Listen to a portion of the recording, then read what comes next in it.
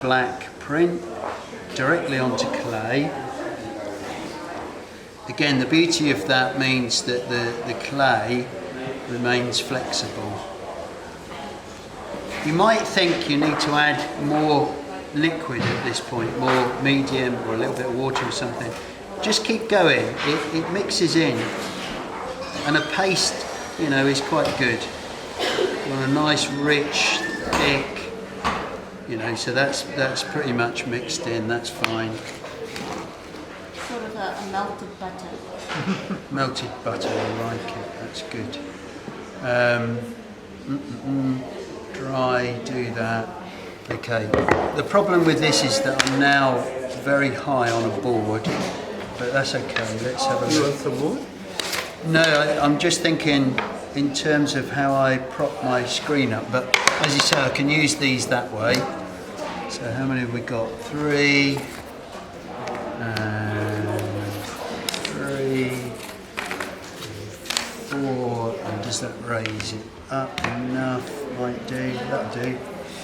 Good. Now, this is quite sticky, and if I print onto that, so I know that that's a distance away. But I'm now going to use a squeegee. So we're changing tools. I'm going to print with a squeegee, and that pressure on a sticky substrate is just going to stick to the back of the screen, and I'm going to have to peel it off. Might do that anyway, but I'm just going to take it over to the drying point. And just take the top of it so it's kind of okay.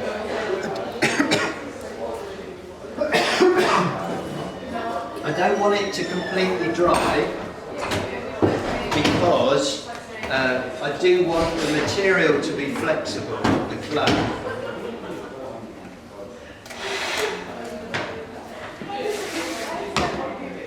I'll need to finish at 4 because it's going to take me about 2 hours to put it away.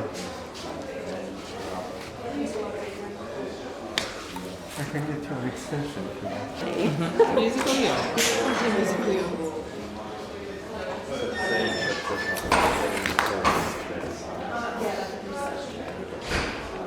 That was part of it. Still above, I think it is. There are some whiteboards behind you when you leverage. That's okay, I'm just gonna keep doing, adding more. Ad hoc isn't exactly. So, this is a 49 mesh screen, okay? 49 mesh screen is a really versatile mesh count. So it's fine enough to get a fair bit of detail. So there's a little bit of half tone in this image here, so that it's got a bit of detail, but it's coarse enough to let material through because I want a good deposit of ink. Okay. The finer your mesh is, the less ink you get through, so therefore you'll get detail, but it won't be as vibrant as a layer of ink. Oh, this is way too high. Good, okay. Sorry, is it distracting? What's that, you're swaying? Yeah, I just move. You're a natural swayer? Yeah. So are you aiming for like a couple of millimeters? What are you aiming for? Yes, 2 or 3 millimeters, I reckon. And as I said before, it's setup is everything. Now, you've got print beds down there for printing enamel transfer sheets, haven't you? So, again, this is kind of coming off the road in terms of how you print something. I don't need a machine. I don't think I ever used. Oh, it's a bit wobbly, isn't it? I don't think I ever used a machine for my BA or my MA work. What you can get, I didn't bring them. I brought everything and the kitchen sink, but I didn't bring these. That you can get from Speedball, which are suppliers of screen printing stuff. Metal hinges, so you screw them to a board, and then they're a little clamp that you put them on, and you can do this with. And it's just the best, because all I need to do is hold the screen in place, have a look, it's no good, do it again, and it's in register, you know. So probably again 40 quid maybe. Speedball, yeah, they sort of supply low-tech art shop screen printing stuff. So here we go. Sorry, I'm thinking while I'm doing things. So we mixed this ink already. This is our black ink. Don't be frugal with what you put in the screen.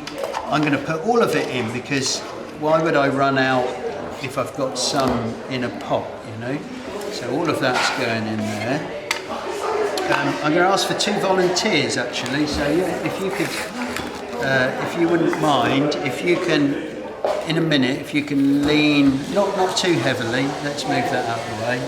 Make sure you don't get messy, but just with your palm there and then there, that's good. And if you could do the same over here, okay. You are my screen clamps with audience intervention and... It's a performance. Yeah, it's a performance. Now, what I'm going to do with your side is lift it, so if you take the pressure off, just take your hands off.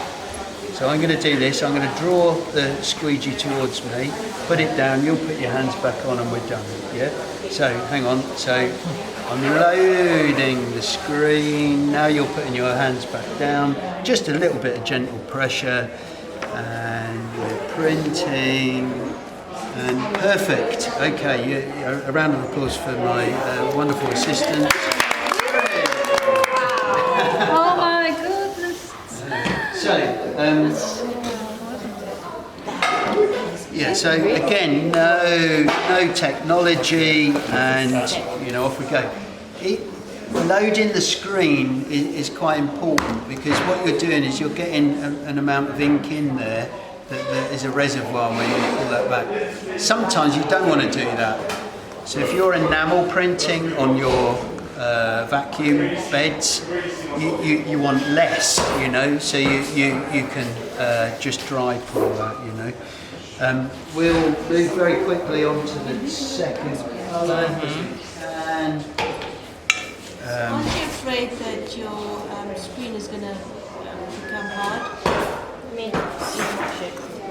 Slab underglaze, and then if I dry it off to then slip trail over the top, I get shelling. So where it comes off after the glaze firing. Yeah, so something's not adhering well enough. Okay.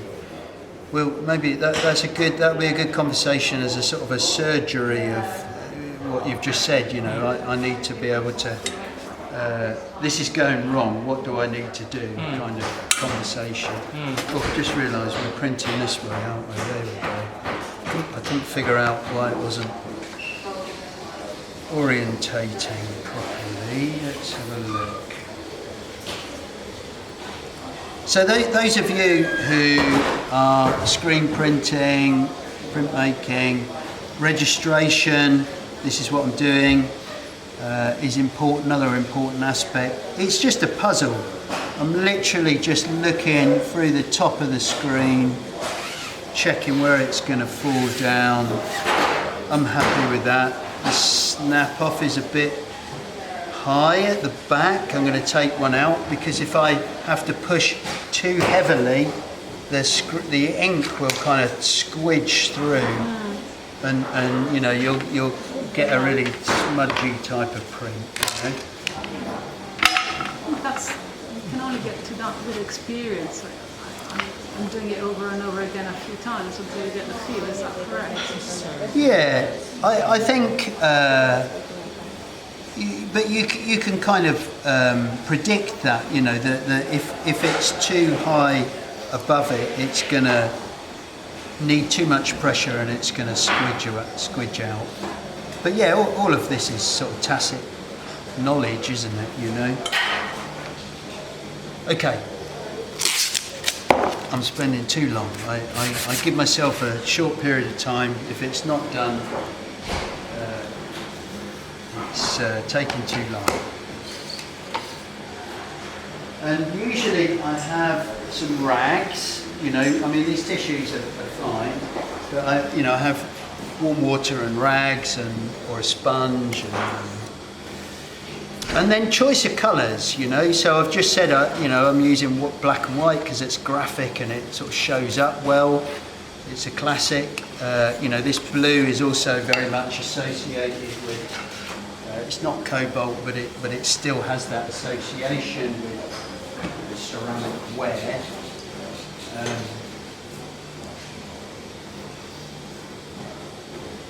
And the rubble pieces, as I sort of ended up calling them, that I did for my MA. I mean, I just had a bench, I had a load of screens, a load of plaster things, and I just enjoyed it. I made decisions in the moment, you know. I'll use that colour, I'll combine that with that, and away we go. So you screen printed onto plaster? Yeah, we'll do that next week, first thing in the morning. So I'm doing this a bit without the aid of a safety net to show you, again, you can just one-handed. Wow! I have to build my confidence over the day. And you just did that by eye? You didn't have no registration? No, I registered it. I can see through an empty screen. You can see the underlying print, and you just kind of. And where did you find the original print? Oh, I made this up. So I used Illustrator, and there's a way of working with a motif. So here's a motif. You know, perhaps here's the motif here. That's the repeat. No, here, it'll be here. A long 6 in a row, and then you select a circle and you say make a brush, and it goes bloop, and off you go. You know, I can show you how to do it next week. Super simple. You make it small and push it into the centre. Yeah, this is a smaller version of what goes on. Bless you. Okay, so I'm going to do. Let's have a look. So skilled now. So the next thing is